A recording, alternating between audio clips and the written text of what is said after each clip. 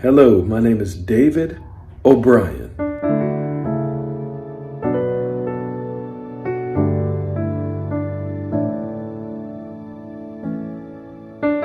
And I'm here for your success in the areas of purity.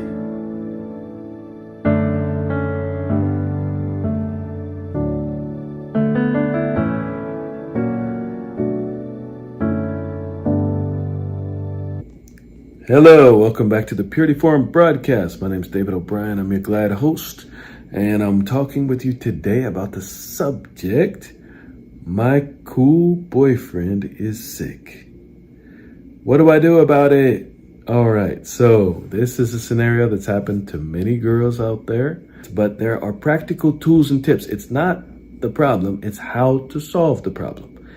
That's what you want to be aware of and have tools, have understanding, have ability to deal with such an issue and problem. In other words, there's a contradiction because I said cool boyfriend. So the thought is, this person has it all together. This person is exactly what I'm looking for, what I wanted, what I want. This person, in fact, is covering himself in cool or coolness. In other words, you got to understand that it is very, very possible and very common and very just normal almost for a person who is extremely cool to be actually wearing a cover for a serious insecurity or problem. And because of that problem of shame, of insecurity, of something on the inside, a lack of peace, something he can't figure out himself, or can't settle, cannot heal or be content in oneself, then a person puts on like a jacket, like a leather jacket of coolness on the outside. So as you try to get to know the person, you go to the person, they disappear. Where are they? I want you to understand, first of all, you can cool down in your mind and your thinking. You can calm down and relax because the truth helps us to understand what's going on, and then we do not have to feel agitated, bad, or anything else about something like this. Because what's going on is the person is afraid to be seen. Because they're afraid, what are you going to think about them? What are you going to say about them? What are you going to, will you see through them? Will others see through them? So there's a lack of ability almost to appear. The person's like the invisible man, except coolness.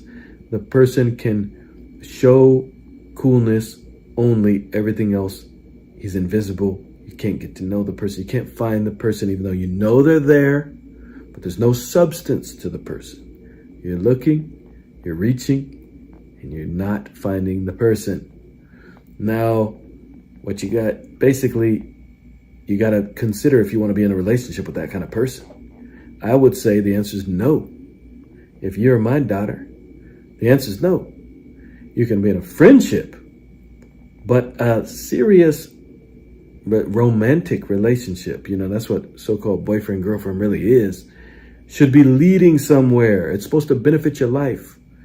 At the least, you're getting to know someone in a somewhat protected environment that is non-threatening and not non-invasive, with boundaries intact. But really, it is to be moving toward marriage. And that's what I was privileged to see when I lived abroad. I lived in Asia, in a huge country over there with a huge population.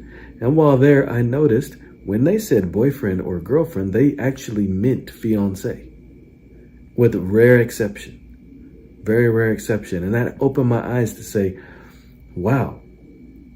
I mean, I knew America and the Western world is generally doing things wrong. And that's why there's so much heartbreak constantly and depression and anxiety. But that helped me understand, okay, yeah, because they're just being more protective of themselves and more serious about life and wanting just the real benefit with substance, wanting future good, not just thinking of what everybody's doing or what, was popularized in the United States with some movies in the 70s or whatever. They started these movies. So if you've seen the movie Grease, basically they started to create the idea of boyfriend, girlfriend. So I don't want to go there too far, but I want to come back to this idea of your cool boyfriend, okay? You have to consider your time's very important. Who you're around influences you, and you can influence them. So you don't want to waste opportunities. There's something called the opportunity cost. When you're involved in something, you can't be involved in something else. So if you are in a relationship with someone who seems so cool, and everybody seems to want to get to know this person, but you can't actually ever catch the person for the reasons I shared earlier.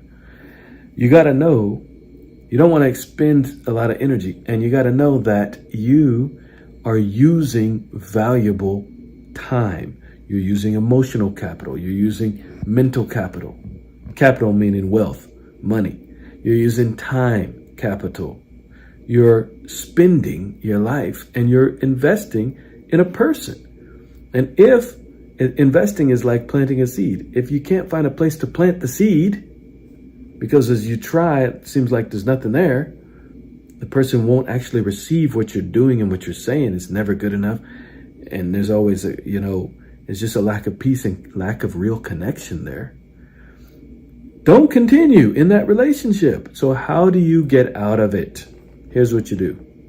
Don't freak out. Don't feel like you have to be in it. Don't feel like it's defining you or giving you a boost in front of the crowds of people.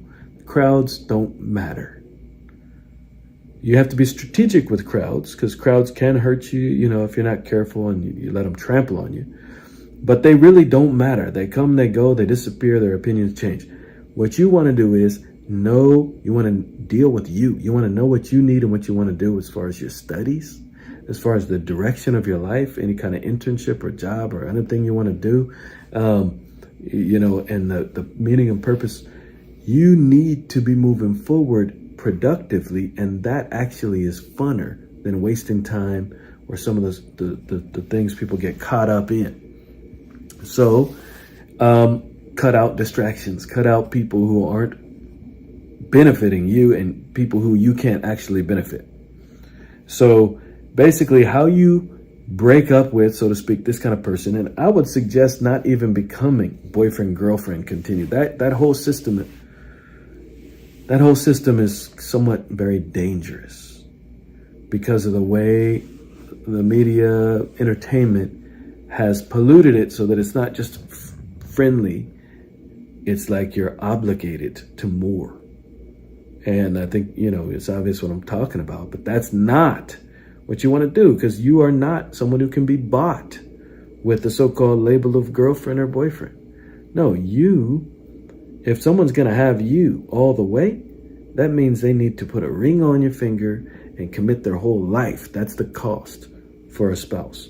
Commit your whole life to them. Otherwise, they're not worthy. So here's what I want to share with you.